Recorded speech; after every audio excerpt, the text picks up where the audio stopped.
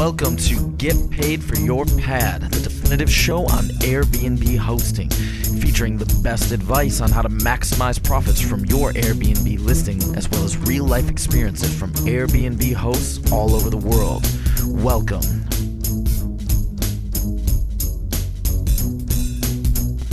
Get paid for your pad. Get paid for your pad. Get paid for your pad. Get paid for your pad. Get paid for your pad. Get paid for your pad. Are you spending too much time managing your Airbnb guest communications? With Aviva IQ's easy-to-use automated messaging service, your guest communications go on autopilot so you can go back to living your life. Get your free Aviva IQ account at www.avivaiq.com. Welcome everybody, another news episode of Get Paid for Your Pad. Today I'm hosting with David, the president and co-founder of Hostfully. David, how's it going? It's going great, Jasper. How are you? I'm really well, thank you. Are you in New York? I am in New York, the city that never sleeps, and I actually have a funny story about where I'm staying. Well, let's hear it. All right. So I am staying at a friend's who is traveling, and he usually does Airbnb when he travels. And while he was on the road, he got an email from the super saying, your guests from Airbnb had trouble getting in, and as you know, Airbnb is not allowed, so can you please find them another accommodation? They seem like a lovely couple, and I'd hate for their vacation to be ruined. And then my buddy responds saying, actually, they're friends of mine. I'm not doing this through Airbnb. So the super responds back saying, usually people apologize in this situation. They don't provide an additional lie. I have clear documentation from these guests that the reservation was made through Airbnb. You're going to be fined $1,000 a day, and your lease will most likely be broken. So that's a tough situation that my friend is in. But now his place was available for me, an actual friend, to stay. So I'm staying here for the week. Well, we have an expression in Holland that goes something like, what for one person is death, for the other person is life. So I got a nice pad. I feel bad for my friend. I have other people here I can crash with, so I hope it works out for him.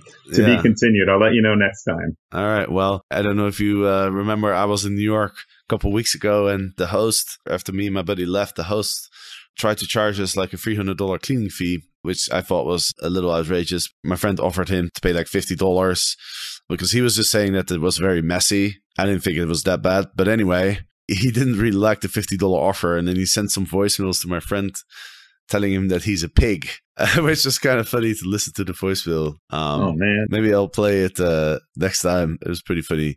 But that's kind of the first time that I've ever had any issues with a host after I stayed at an Airbnb. So that was an interesting experience. That's too bad. Was the cleaning fee listed on their site in the first place, or no cleaning fee at all? No, there was no cleaning fee. Oh, man, that's not good. Yeah, and I mean, it's not particularly cheap, to stay in New York at an Airbnb. We're paying almost $300 a night. We're staying like 2 weeks. Oh, man. And so, the total fee was almost like $4,000. So then you kind of expect that you don't have to pay extra for cleaning, right? He should not be nickel and diming for a couple $100 more if he just made $4,000. Yeah, that's my fault too. All right, well, let's dive into the news. There's not really that much that came out. There's a few things that are interesting. I'd say the most interesting story that I found is actually, it's an article that shows a map of Europe with all the different prices for Airbnbs. So you can kind of see which countries are cheap to stay at Airbnbs, and you can see which countries are sort of the more expensive ones. And that's pretty useful for people who are, especially Americans who are planning to visit Europe, or also people from other countries, of course. And they want to see, hey, where is it affordable to stay at an Airbnb? Let's quickly go through some of these countries. So on the more expensive end, it's Scandinavia. Iceland actually tops the list, which kind of surprises me because, since the financial crisis in 2008, the currency of Iceland has gone down quite a lot. So for a while, Iceland was actually fairly affordable, but I guess that has changed because Iceland tops the list of most expensive Airbnb places at £112. The prices are listed in pounds. I think that's about 160, 170 bucks. But the other expensive countries are the countries in Scandinavia, so Sweden, Norway, Finland, Denmark, the UK, Cyprus, Switzerland, Netherlands, Ireland. Those are kind of the more expensive ones. Then there's a whole long list of countries that are kind of in the middle. But let's also mention some of the most affordable countries. There's Macedonia, Albania, Moldova, Kosovo, Serbia, Poland, Kazakhstan, Belarus. These countries are all around the $40 to $50 mark. If you're looking to go to Europe, you want to stay at an Airbnb, and you don't want to spend too much money, check out those countries. They might be countries that a lot of people haven't heard of, but I think definitely Macedonia, Moldova, I think they're really beautiful countries. It's a little bit off the beaten track. If you want something a little bit more well-known, then maybe Bulgaria or Poland, Slovakia, those countries, Hungary, those are still... or even Croatia. Croatia is a very popular destination, and it's still pretty affordable, around $60 or so. What are your thoughts, David? Have you been to any of these countries? I have. I've been to maybe 10 or so, and it's not terribly surprising because it's basically how expensive those countries are in general. There maybe are a few outliers. Iceland, I've always thought to be on the more expensive side, so I'm not that surprised by that. And of course, Sweden and Norway. What's also interesting is that it shows the average Airbnb price for 2 guests and then also for 6 guests. And there are some outliers when you look at 6 guests. So there's some places like Greece, for example, that's the most expensive for a place for 6 guests, but it's about 4th or 5th for 2 guests. So I guess that just goes to show they don't have a lot of bigger houses there. Maybe on some of the islands, those expensive big houses, they're going to cost a lot more money than just a shared space. Same thing with a place like Switzerland. That seems to be a little more middle of the road in terms of price, on the higher end actually. But again, for a big house for 6 guests, it's even more expensive. Absolutely. And I noticed that Andorra seems to be very cheap, and Liechtenstein as well. These are very small countries, but seem to be very cheap for the larger house for 6 guests. Yeah, especially compared to what it is for 2 guests, for sure. Exactly, yeah. It's an interesting article. Definitely worth checking out. If you are planning to go to Europe, definitely check this out. Obviously, will be in the show notes. It's an article in the Daily Mail. It's just an English newspaper. Moving on to some other news items. There's a news item in the New York Daily News. Last week, we talked about the ad that the New York hotel industry has put out, trying to kind of scare hosts, saying that Airbnb is dangerous and that you don't know who's staying at your place, etc. So Airbnb responded. They've put $500,000 to broadcast an ad that shows somebody who has 3 children, a stay-at-home dad who uses Airbnb to supplement the income. So that's Airbnb's response to the ad of last week. That was, I would say, a little bit outrageous, a little bit over the top. What do you think, David?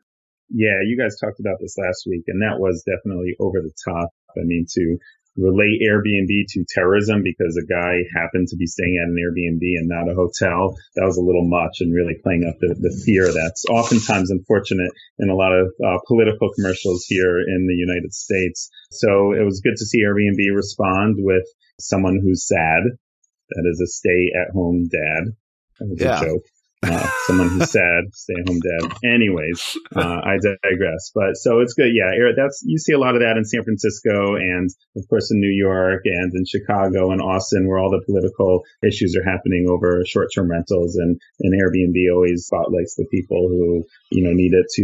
It's the other side of affordable housing, and they need it to be able to stay in the city they love. So that was very well done commercial and nothing too surprising from Airbnb. Absolutely. There's an article in Skift, a very long article. It's pretty cool because both you and me are mentioned in the article.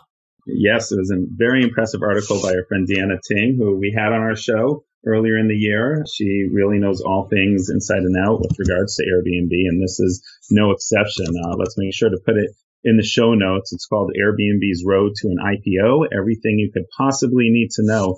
And it really is everything you could possibly need to know. So it's not a new piece of news in terms of the latest thing that happened in New York or some, regulatory issue, but really it just covers all issues that Airbnb is facing and dealing with as they're looking to go public, ranging from the regulatory issues to discrimination to getting into the details of instant booking and those kinds of changes that they've made to kind of compete with hotels and do what Expedia has been doing. Expedia meaning HomeAway and VRBO as well. And talking about Airbnb employees and their expansion into experiences and wanting to become a super brand. So for people who are new to Airbnb and to short-term rentals that are looking to get a good overview of Airbnb in general, this is really the best article I've seen in years probably that goes over everything about Airbnb. Yeah, it's a very, very long article. I actually met with Diana Ting when I was in New York. So it's really fun doing the short interview with her. It's definitely a great article. It's still uncertain like what's going to happen with the IPO and when it's going to come. We'll definitely keep you posted on any developments in that space. Let's go back to Europe. Barcelona is one of the cities where the conflict between Airbnb and the local authorities has heated up a lot in recent times. And they have now finally reached a deal. Airbnb is now going to remove listings of hosts who don't have a permit to host tourists. So a while ago, Barcelona decided that everybody who lists on Airbnb has to have a permit. But Airbnb didn't really enforce that. So there are still a lot of people on the site that didn't have a permit. Causes a big issue for the local authorities because, what they do is they send people out to the cities to find these places. But obviously that's takes a lot of manpower. It's expensive and it's not very efficient. Just literally having people go door to door. It's much more efficient when, obviously when Airbnb cooperates. So now Airbnb has finally decided to cooperate. Probably one of the reasons is the upcoming IPO because, having all these regulatory battles in all these different places around the world is something that investors probably don't like. So it seems like they're kind of like resolving the issues city by city. It's an interesting move. It might reduce the amount of Airbnbs. Well, it's very likely that it'll reduce the amount of Airbnbs in Barcelona. Another interesting thing to note is that Barcelona in January banned the opening of new hotels in the city center of Barcelona. So it seems like the amount of tourists that they are seeing in Barcelona, it's one of the most popular cities in Europe. And it seems like they're really trying to curb the boom in visitor numbers a little bit as a response to the complaints that they've been getting from all the local residents. Yeah, there's a lot there to digest. Indeed, Barcelona is a different animal than most other cities, where most other cities still want to invite tourists and have a lot of tourism in their city. And they're just dealing with affordable housing issues that they're trying to relate to Airbnb. Barcelona is completely different in that they have too many tourists, and that's their biggest issue. And they're just trying to kind of decrease tourism in general. Maybe the only one of the few, if not the only cities that are kind of saying we don't want tourists. That's been one issue. What happened in Barcelona is similar to what's happened in San Francisco and some other cities where Airbnb finally agreed to remove all listings that aren't registered. And it's playing out differently in different cities because that's not the case here in New York, right? People are still listing on Airbnb and they're getting fined, they're getting in trouble, but Airbnb itself isn't getting in trouble. Airbnb about a year ago basically said, all right, hosts, we have your back and you should be able to host. And then they kind of made an agreement with New York saying, as long as we're not in trouble, then people can still list on our site. And now they're getting in trouble, the individual hosts, but Airbnb isn't. So New York is one way and Barcelona and San Francisco is different. I'm curious how Barcelona will crack down on other websites as well, like Craigslist, for example. Can they sue? Can they fine Craigslist if people are listing there for short-term rentals? So we'll see how that plays out. One thing also, tying back the article from Diana Ting and with Barcelona, one thing that is pretty good for Airbnb as they kind of compete against other vacation rental sites is they're the ones that are kind of striking these deals with these cities. And a lot of these deals include an integration between Airbnb and the city to help. Airbnb will help people register and will send information to the city. And that takes time and energy. And if they set that up, it's going to be a lot harder for a competitor to come in and also play by those rules. So while on the one hand, Airbnb is kind of being slapped on the wrist, on the other hand, they're also involved in these regulations and leading the charge, and that gives them a leg up against their competitors. It's a very good point, David. Did you see any other news that you want to discuss? No, I think we hit the big ones. Some more crackdown in New York. A guy actually lost his lease. It seems like a judge said you're out of here because you're letting too many people do short-term rentals. So again, they can still list on the site, as I mentioned, but the host himself, he got in trouble. Other than that, nothing else that big to report.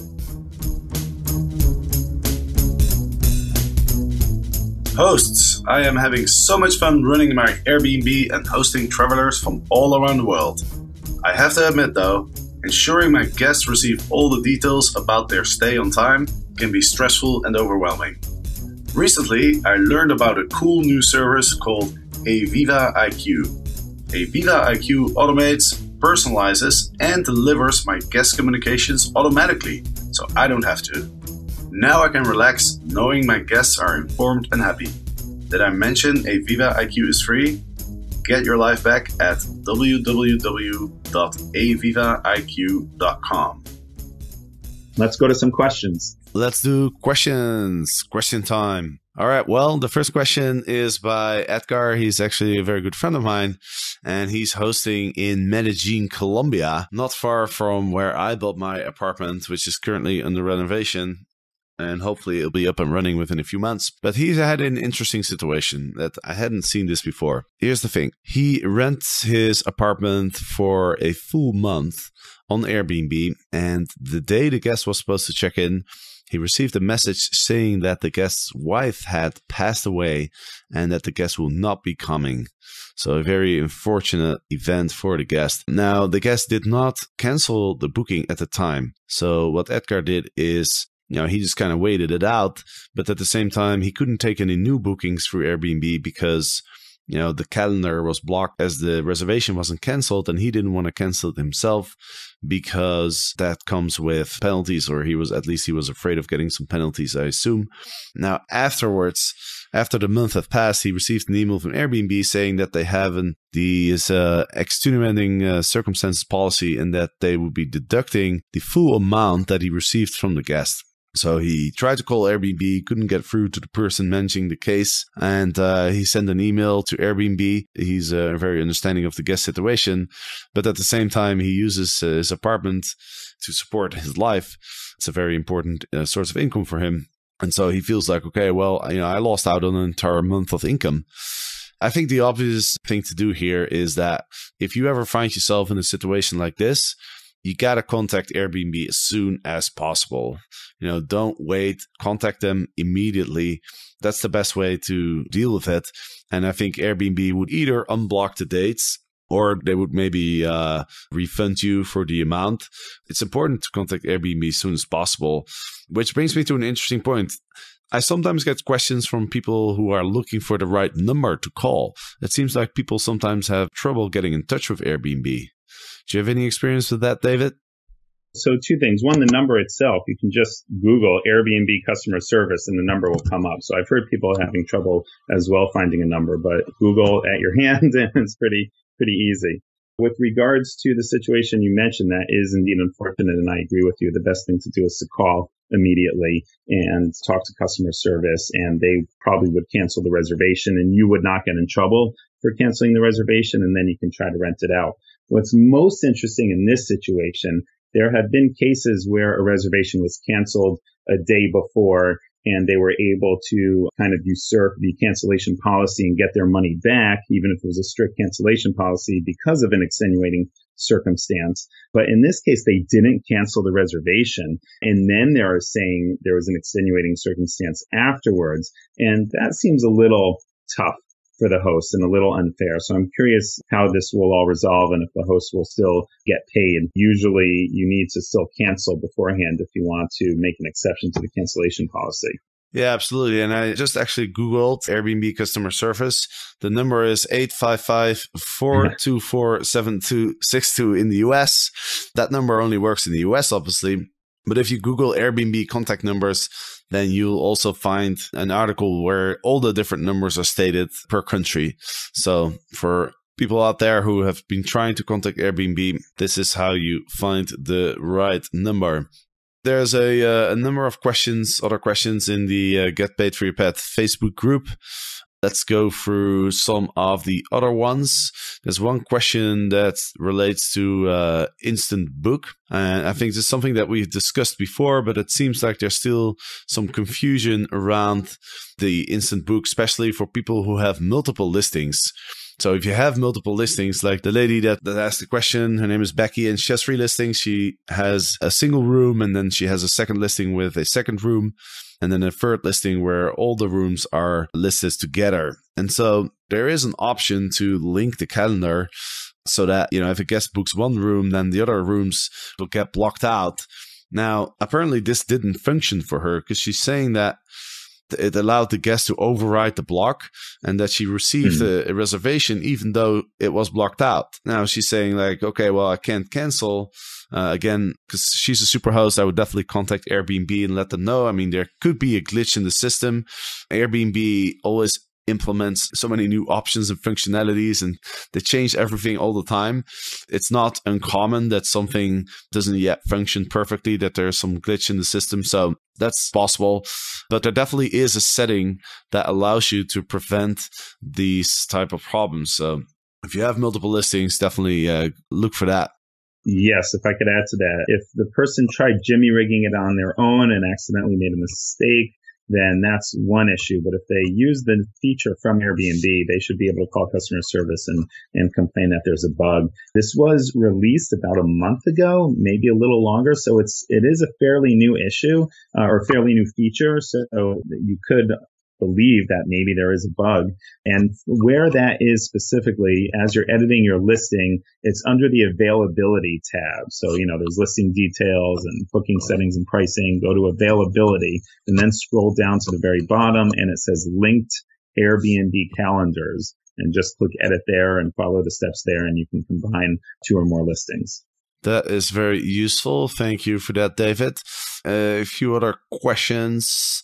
There's a question about multiple platforms. Mary, she's asking, what other websites can I use in the UK to advertise my property? Well, Mary, there's a lot of other sites. There's HomeAway, there's 9 Flats, there's Wimdu. I'm sure there's a bunch of local websites as well. My advice is always go on the different platforms and see which ones are the most active in your area. And then, maybe start with the one that gets the most traffic. It's probably Airbnb. And, if that's not enough to fill up your space, then you could add some of the other ones as well. If you're in not like one of the bigger cities, if you're in a smaller market, then it might even be best to start out with multiple platforms. Well, yeah, I'll just quickly add to that some of the popular ones, of course. HomeAway and VRBO, it's the same company. I'd say that's number 2 after Airbnb. And in Europe, Booking.com is really popular. They take a pretty big cut, about anywhere from 12 to 18%. They have a pretty lenient cancellation policy for the guests, where they can cancel kind of up until the last minute with no big penalty. But that's a real popular one too. And then there's also other websites, if you're looking to really list on multiple sites, that you can have. It's kind of like a property management software, and you can just list it in one place and it will push it up to multiple sites. So companies like Orbi Rental and Lodgify and Future Stay and Booking Sync, and there's many. The list goes on and on. If you're really looking to be listing site independent and be on many sites, then you might want to look into getting a software to help manage that. Awesome. Well, that concludes this week's news episode. So thank you, David, for coming on. It's been a pleasure as always. And for all the listeners out there, thank you for listening. And of course, next week we'll be back with another news episode. Get paid for your pet. Get paid for your pet. Get paid for your pet. Get paid for your pet. Get paid for your pet. Get paid for your pet.